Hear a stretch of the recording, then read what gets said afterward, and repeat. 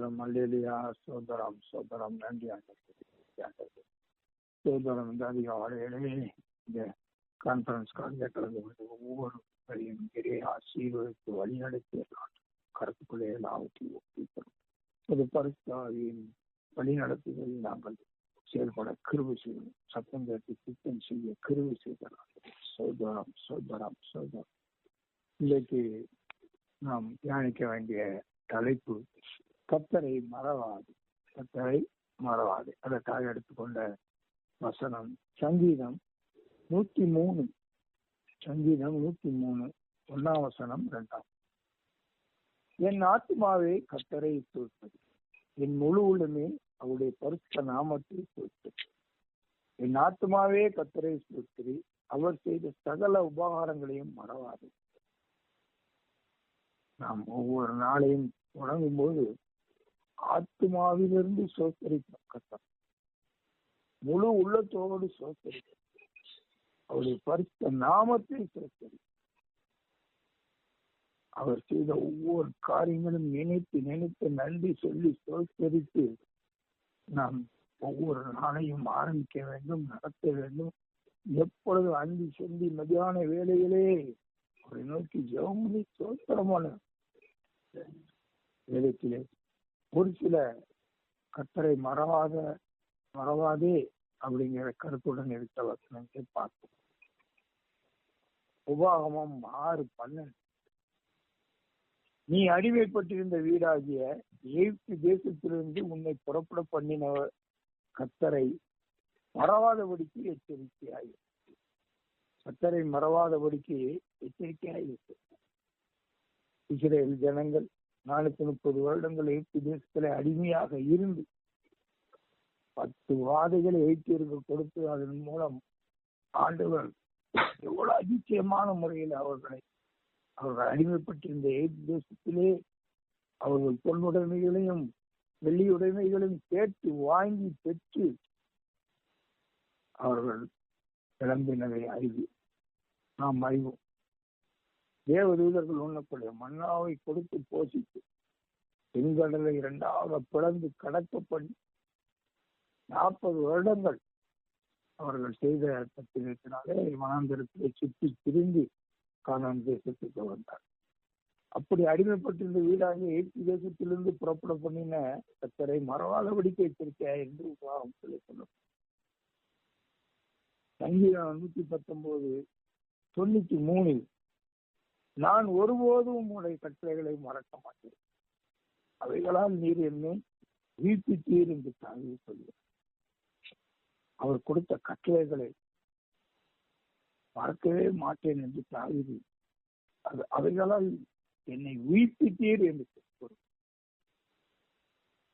உண்மையிலே தாவீது அவனுடைய வாழ்க்கையிலே தேவன் கொடுத்த கர்த்தர் கொடுத்த கட்டளைகளை மறக்காமல் ஒவ்வொரு காரியங்களையும் செய்தார். அதே சங்கீதம் 119:61. துன்மார்க்கரின் கூட்டங்கள் என்னை கொள்ளையிட்டும் உங்களுடைய வேதத்தை நான் மறக்கவில்லை. சிக்லாகிலே அவனது குடும்பம் அவனுடைய சொத்துக்கள் எல்லாத்தையும் கொள்ளையிட்டு போய்விட்டார்கள். தாவீதின் மேல் தாவீதோட சேர்ந்த அவனது சேவகர்கள் கல்லெறிந்து கொள்ளலாம் என்று நினைக்கக்கூடிய அளவுக்கு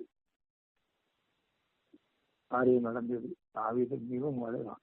ஆனாலும் அவன் வேதத்தை மறக்காமல் இறைவனிடம் கேட்க உறுதியாக முதல் காரியமாக இறைவனிடம் பின் தொடர்ந்து போகட்டுமா என்று கேட்டு அது காரியத்தை ஜெயமாகும். நீதிமொழிகள் 3ஆம் அதிகாரம் 1ஆம் வசனம்.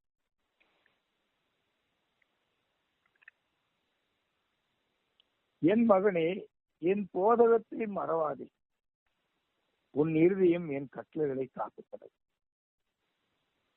போதகம், கர்த்தருடைய போதகத்தை மறக்கக்கூடாது. இருதயம் கட்டளைகளை காக்க. இருதயம் கட்டளைகளை காத்தா என்ன கிடைக்கும்?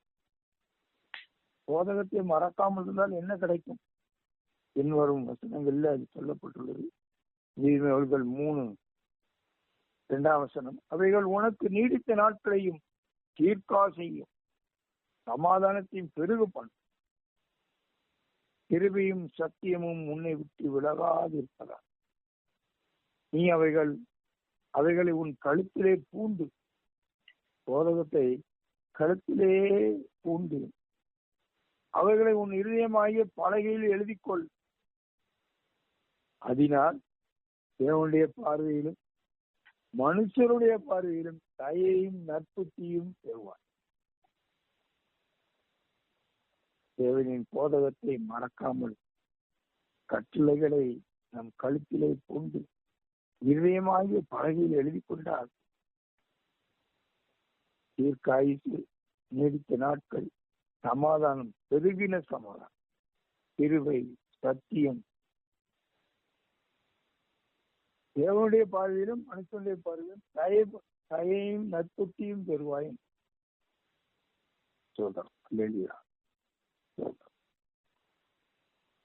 அதே போல் 113 மறுபடியும் அதே வசனத்தை வாசிக்கிறேன். என் ஆத்துமாவே கர்த்தரை ஸ்தோத்திரி, அவர் செய்த சகல உபகாரங்களையும் மறவார். நாம் ஒவ்வொரு நிமிடமும் மூச்சு விடுவது கூட தேவனுடைய உபகாரம். உள்ள எழுத்த மூச்சு வெளியே வராமல் எத்தனை உயர் மடித்திருக்கிறார். அதான் ஒவ்வொரு பொழுதும் தூங்கி எந்திப்பது உபகாரம், தூக்கம் தருவது உபகாரம், அன்னாகாரங்களை தருவது உபகாரம், ஆசீர்வாதமாய் நடத்துவது உபகாரம். ஆனால் சங்கீதக்காரன் என்ன சொல்கிறார்? உபகாரத்தை மறவாமல் இருந்தால் அவர் உன் அக்கிரமங்களை எல்லாம் மன்னித்து, நாம் தெரிந்தோ தெரியாமலோ செய்த அக்கிரமங்களை எல்லாம் மன்னித்து உன் நோய்கள் எல்லாம் குணமாக்கி உன் பிராணனை அழிவுக்கு விலக்கி மீட்டு உன்னை கிருபையினாலும் இரக்கங்களினாலும் முடிசூட்டி நன்மையினால் உன் வாயை திருப்தி ஆக்குகிறார். கழுவுக்கு சமானமாக உன் வயது திரும்ப வாழ போலாகிறது.